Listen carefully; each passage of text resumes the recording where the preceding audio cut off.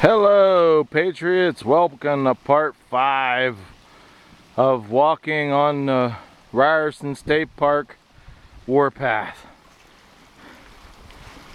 Once again, showing you some flooding. It's not that much flooding, but I wanted to show you these, guess what that orange stuff is on the tree for. They got them all these trees wrapped up. I'll let you guys think about it for a couple seconds, but I'm gonna tell you a story about what I found out the hard way. What this is all about. Beaver. We have a beaver problem here at Ryerson State Park. Little critters.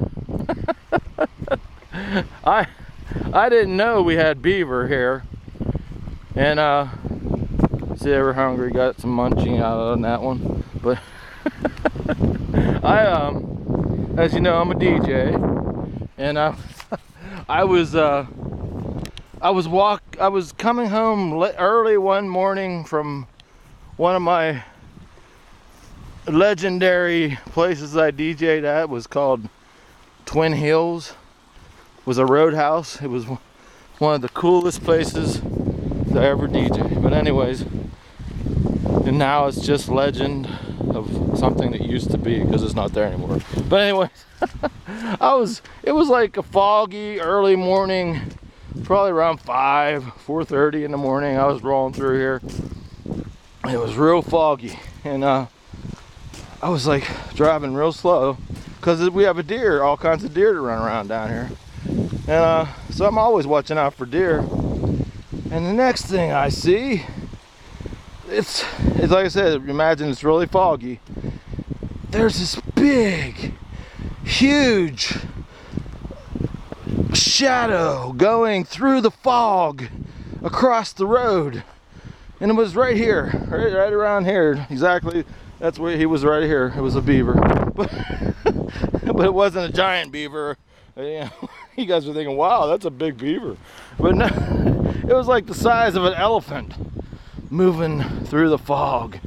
I'm like, what the heck? So I hit the brakes, and here, I could see, finally, I hit the brakes, and I didn't get out because I was like, well, I don't know what the heck this is, you know.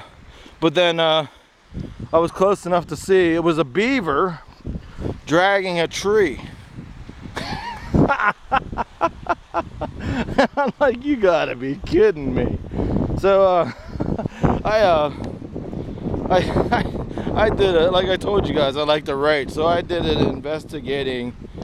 investigative like mystery. I was solving the mystery of the tree snatcher. It's really cool. I'll dig it up. It's in my files, my hard copy file somewhere. It was like the days before before I was like on the internet. It was like around 2000 and I don't know, 2001. I don't know, around there. But yeah, it's a really cool article I did about beaver. But I was telling you guys about the Iroquois. A lot of people don't realize, and that one of the greatest wars on this continent was fought by the Native Americans, and it was called the Beaver War. They actually had wars from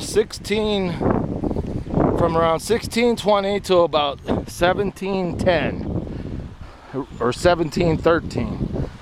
They had the Beaver War. It was a 100-year war, which made, like I told you guys about the Iroquois in my last videos, a couple of them, I'll put them all together and I'll do a blog about the Iroquois, of all the ones that, any film I talk about the Iroquois, I'll put it up together in a blog. So look for that in the next couple weeks. But yeah, that's what made the Iroquois the most powerful nation on this continent. By the end of the Beaver Wars, the French and the English had themselves a lion that they had to worry about, because they were They were the empire. And like I told you guys, up until 1910, people that lived out in the boonies like this, out in the sticks of Pennsylvania or wherever, they would always tell their kids, if you don't behave, the Iroquois will come and take you away. So another thing, the Iroquois isn't actually the Iroquois nation. They're actually call themselves by another name.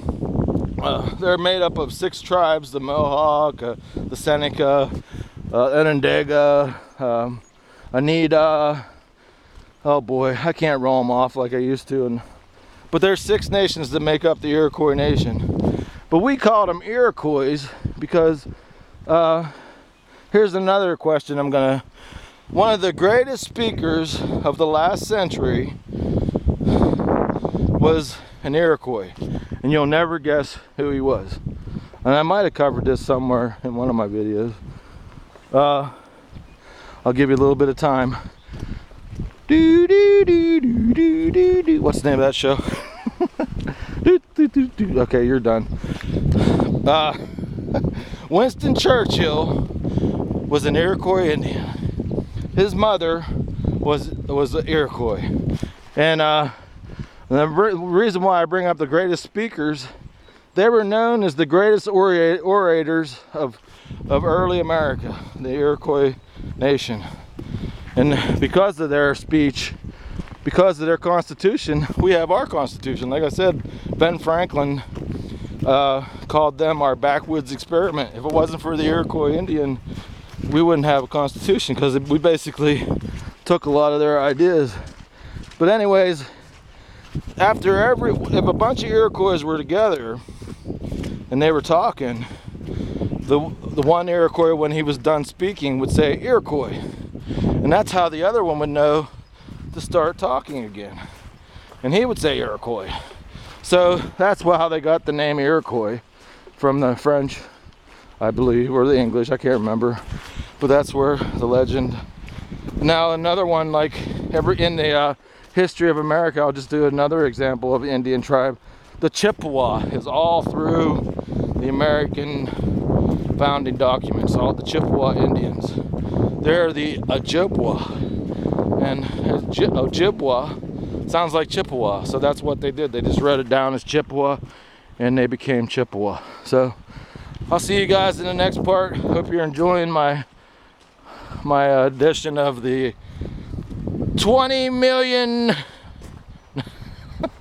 100 million Patriot March on Washington, D.C.